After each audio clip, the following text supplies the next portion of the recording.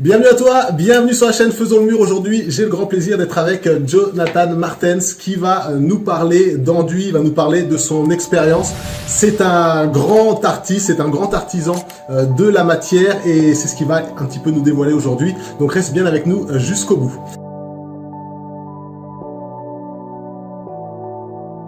Jonathan, comment ça va? Ça va très bien, et toi?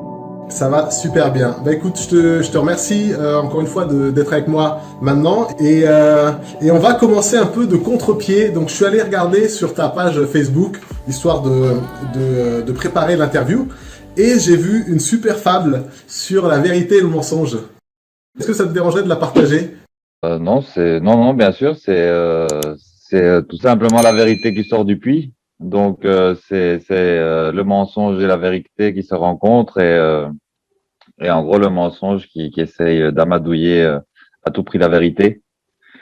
Donc finalement elle lui dit des vérités comme qu'il fait beau, que l'eau elle est bonne et tout pour entraîner un peu la vérité, pour que le mensonge entraîne la vérité dans l'eau.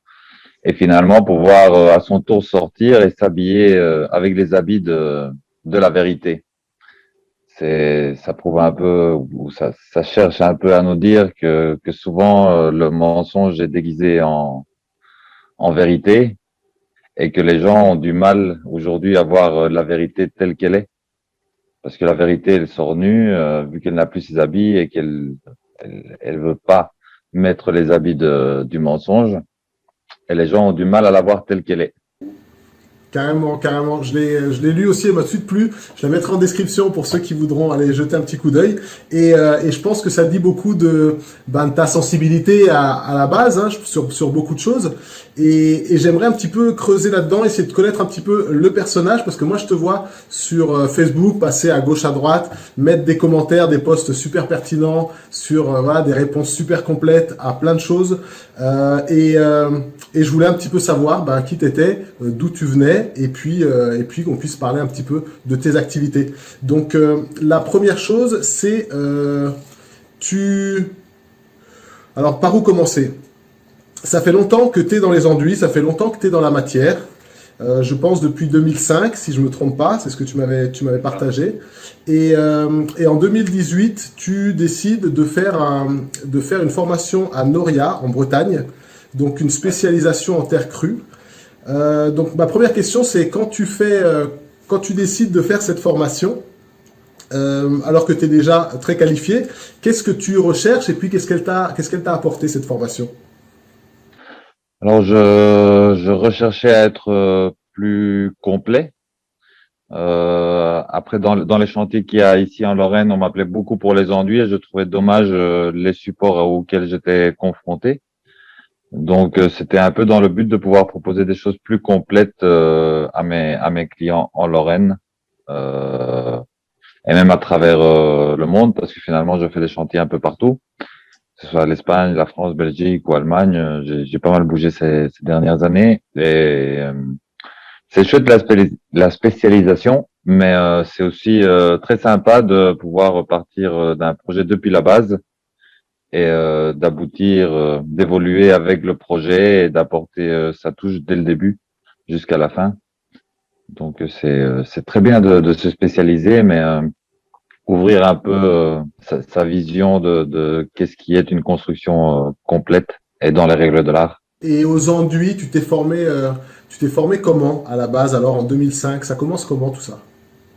Alors, ça commence avec mon frère qui a une très bonne main, qui est très doué pour tout ce qui touche tout de suite. À la base, c'était pas forcément tout du naturel, mais il était très sur tout ce qui était déco. Donc, on faisait des terférentines, des stucs synthétiques, etc. Et après un an et demi, moi, je découvre des produits à la chaux qu'un ami fabrique. Et là, je commence à prendre beaucoup plus de plaisir. J'aimais beaucoup la décoration d'intérieur, mais là, je commence vraiment à prendre énormément de plaisir avec la matière et à voir toutes les possibilités qu'elle a. Du coup, tu travailles pendant 10 ans là-dedans sans forcément avoir de certification ou sans forcément avoir de titre, tu vois. Oui, oui, non, sans avoir vraiment de certification, juste la chance de que le Luxembourg, c'est une zone très cosmopolite. Donc, il y a pas mal d'Italiens, il y a des Portugais, il y a des gens qui intégraient l'équipe un peu de partout et avec qui j'ai pu apprendre pas mal dans tout ce qui est la gestuelle de l'application et comprendre pas mal de choses Ok. sur Ok. chantier du coup. Pour ce qui est cosmopolite, toi, je sais que tu es très cosmopolite dans le sens où tu as deux langues natives, donc tu parles, je pense, couramment espagnol, le français aussi, peut-être le luxembourgeois, bah, je ne sais pas à quel niveau tu étais dans la culture luxembourgeoise, mais en termes d'éco-construction et de culture constructive, toi qui as vraiment le nez dans ces deux cultures hispaniques et francophones, qu'est-ce que tu ressens comme différence d'approche? En fait, c'est que je dirais pas qu'il y a une différence bien sûr, il y a des différences beaucoup en charpente et tout ça qui n'est pas ma spécialisation, mais que j'ai pu constater, qui sont liées tout simplement à l'entourage, à la quantité de bois qu'il y a. Mais je dirais que les différences, elles sont souvent régionales. Ça n'a rien à voir comment on construit dans le Gers, c'est comment on construit en Bretagne, comme ça n'a rien à voir ce qu'on fait en Andalousie et ce qu'on fait dans le nord de l'Espagne. C'est assez complexe, très différent, très varié, et c'est ça qui est enrichissant. Est-ce que tu as un outil qui te lâche jamais, qui reste toujours avec toi, quelque chose que, voilà, où que t'ailles, cet outil te suivra partout? J'ai une petite lisseuse que j'ai bien depuis il y a déjà bien 12 ans. Celle-là, elle est toujours là, même si elle va pas me servir, mais elle est quand même là. Ok, et c'est quoi l'histoire derrière cette lisseuse? Oh, c'est une des premières lisseuses que j'ai eues. Donc voilà, c'est une lisseuse artisanale italienne. Et voilà, c'est avec elle que je me suis forgé un peu, on va dire. Et voilà, et je dis que je l'utilise pas, mais finalement, elle a toujours son petit moment où elle a droit à travailler. Ok, à voir la lumière. Ouais. Excellent, excellent. Et à côté de ça, est-ce qu'aujourd'hui, tu as des techniques de prédilection, quelque chose dans lequel tu as envie de devenir encore meilleur, quelque chose où quand tu vas te coucher le soir, tu vois, tu es encore en train de repenser à comment tu as fait, comment tu vas faire demain. Est-ce qu'il y a une technique vraiment qui te fait vibrer plus au-dessus des autres? Alors, je suis très curieux et j'adore tout ce qui est fait matière. Donc, si je devais dire une matière par prédilection, j'adore la terre, par le temps de travail qu'elle te donne. Mais c'est vrai qu'en ce moment, je suis hyper penché sur le plâtre parce que c'est aussi une matière merveilleuse et qu'une fois qu'on a appris à appréhender, elle nous donne un nombre de possibilités incroyables. Et dans l'application, ça ressemble beaucoup à la Terre. Ça peut paraître fou, mais dans la sensation qu'on peut avoir, sauf que il sèche beaucoup plus vite et qu'il y a des temps qui sont beaucoup plus rapides.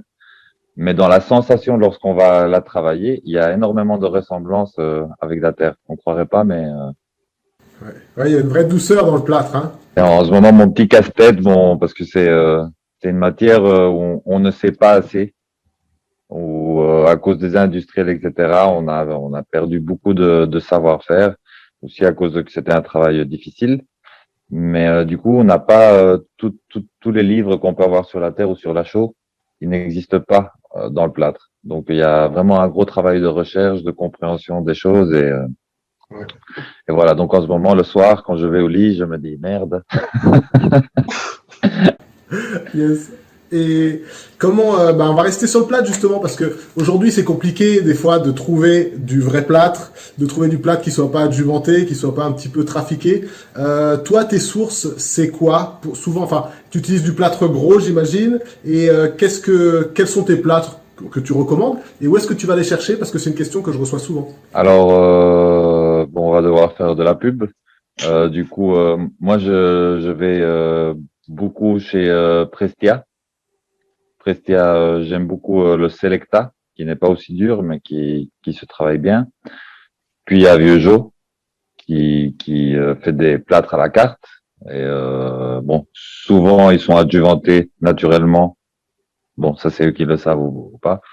Moi, quand j'ai été chez Vieux Jeu, j'ai demandé du plâtre sans rien. J'ai dit non, donnez-moi un équivalent de Selecta. D'ailleurs, mon dernier sol, c'était avec un plâtre de chez eux. Neige blanche, ils l'appellent. Et sinon, il y a un troisième qui s'appelle Molda. Molda aussi vous fait des plâtres non adjuvantés. Aujourd'hui, tu te considères artisan, tu te considères formateur, ou est-ce que tu te vois aller dans le futur? Dans le futur, je me vois aller dans la formation. Ouais, je pense que c'est une suite logique parce que j'adore être sur chantier, mais il y aura un jour où le dos dira bon stop. Donc oui, la suite, je la vois dans la formation. D'ailleurs, il y a des petits projets qui commencent à se lancer avec Noria et avec d'autres partenaires. Ok, bah, je peux tout de suite dire à tous ceux qui nous regardent que bah, si vous voyez le nom Jonathan Martens comme directeur de formation ou en tout cas comme superviseur de formation, bah, il faudrait y aller sans hésiter, ça c'est sûr et certain. Et qu'est-ce que dans tout ce que sont les pratiques que t'as pu voir entre la pratique en elle-même et l'idée que la majorité a de la pratique, il y a souvent une différence. Et à ton sens, alors comment je vais tourner ça? La difficulté de quelle pratique est généralement un petit peu sous-évaluée ou bien surévaluée? C'est-à-dire, qu'est-ce qui fait peur aux gens où ils ne devraient pas avoir tellement peur? Peut-être le plâtre, ce sera un bon exemple. C'est à toi de me dire. Ou bien, qu'est-ce que les gens abordent avec trop de légèreté par rapport à la vraie technicité? Donc, je te laisse, tu choisis tu réponds à la question que tu veux, celle qui te vient le plus naturellement. Je pense qu'il y a beaucoup de gens qui abordent la partie structurelle d'une construction. Aujourd'hui, avec l'éco-construction, on voit de tout.